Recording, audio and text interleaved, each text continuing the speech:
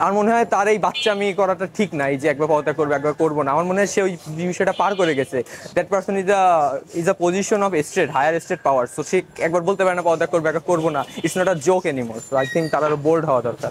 উনি পদত্যাগ করার যে ইচ্ছা পোষণ করেছেন আমার মনে হয় যে এটা সত্য, এবং এটা করার সঠিক কারণ হলো গিয়ে আমি যেটা মনে করি সঠিকভাবে যে দেশ পরিচালনা করার জন্য ওনাকে যে সহযোগিতা করার দরকার ছিল সেটা সাধারণ রাজনীতিবিদরা যারা আছে তারা করতেছে না।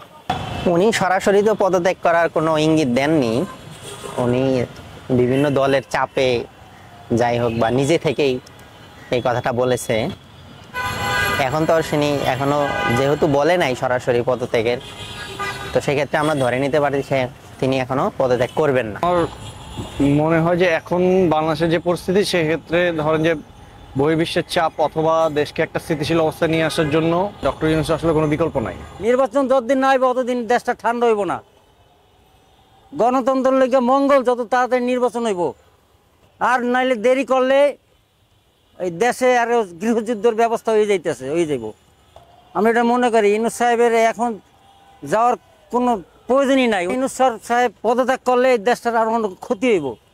উনি থাইকা নির্বাচন দিয়া যে নির্বাচিত হবে তার নামে প্রেসিডেন্ট হওয়ার জন্য অনুরোধ করতেছি। এবং ওনার এই মুহূর্তে যে গেলে দেশে একটা অরাজকতা সৃষ্টি হইব, বুঝছেন? আমরা ওনাকে চাই।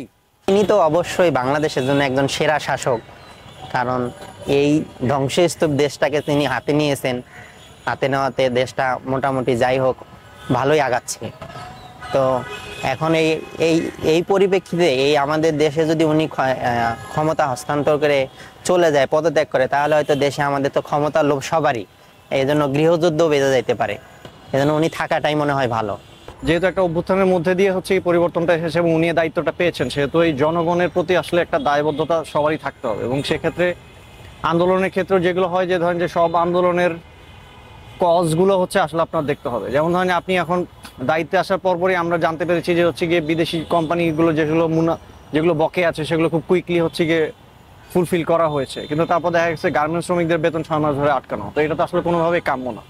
যদি আমরা হচ্ছে গিয়ে বিদেশি একটা কোম্পানির বকেয়াগুলো হচ্ছে গিয়ে একদম মানে ইমার্জেন্সি বেসিসে হচ্ছে গিয়ে পে করতে পারি, সেক্ষেত্রে অবশ্যই আমি মনে করি সরকারের এই বিষয়ে কিছু একটা স্টেপ নেওয়া উচিত ছিল, যেখানে হচ্ছে গিয়ে আপনার গার্মেন্টস শ্রমিকদের বেতনগুলো হচ্ছে গিয়ে টাইম মতো দেওয়ার একটা ব্যবস্থা করার কথা।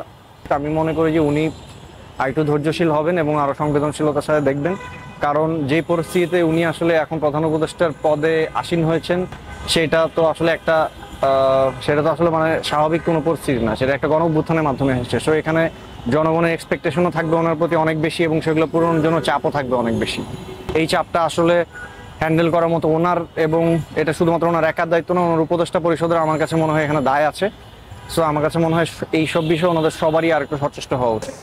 সাংস্কৃতিক সাপোর্টার যদি বলেন অন্তর্ঘাতের কথা, এটা তো তার সময় খুব স্পষ্টভাবে প্রতীয়মান হয়েছে। মাজার থেকে শুরু করে সব জায়গায়, জাতীয় সঙ্গীত, সব জায়গাতেই একটা যারা ধর্ম নিয়ে রাজনীতি করে তাদের একটা উত্থান। এবং তাদের মনে হয় আমার এই ক্ষেত্রে মনে হয় স্টেট তার নিজের জায়গা থেকে যে কঠোর অবস্থান হওয়া, যে স্টেট জনগণের হয়ে কাজ করবে, সে ধর্মের ঊর্ধ্বে গিয়ে কাজ করবে, সে কোনো একটা মতের ঊর্ধ্বে গিয়ে কাজ করবে এবং তার জন্য প্রত্যেকটা নাগরিক, প্রত্যেকটা মানুষই যে স্টেটের সেটা হয়ে কাজ করবে। আমার মনে হয় সেই জায়গায় সে ব্যর্থ হয়েছে এবং সেই জায়গায় সে মনে হয় কিছু পক্ষপাততুষ্ট বা জনগণের মতের সাথে সাংঘর্ষিক হতে পারে, এটা বিষয় নিতে চায় না, কিন্তু এটা কখনোই তার কাছ থেকে কাম্য নয়।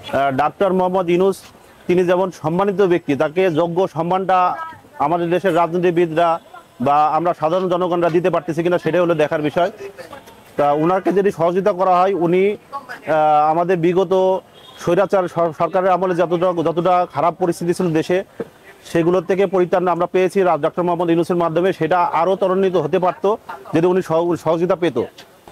আর উনি ওনার ক্ষোভের জায়গা থেকেই হয়তো বা উনি পদত্যাগ করতে চেয়েছেন, এবং আমরা সাধারণ জনগণ এটা চাই না যে উনি পদত্যাগ করুন। উনি আমাদের সাথে থাকুক এবং উনি যেভাবে সুন্দরভাবে দেশ পরিচালনা করতেছে, দেশটা আগিয়ে নিয়ে যাচ্ছে।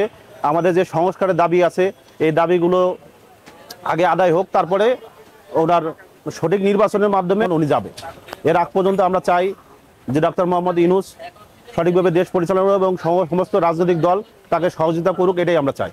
আচ্ছা, বারবার যেহেতু এরকম একটা সিচুয়েশন তৈরি হচ্ছে, একবার তিনি বলতেছেন পদত্যাগ করবেন, আবার বিভিন্ন পরিস্থিতির শিকার হয়ে বাধ্য হচ্ছেন বা ওনার ভাষ্যমতে যে আমি করব না, তার মানে বোঝা যাচ্ছে যে এখানে there is something wrong and there is nothing going right here. এটা স্পষ্ট খুবই।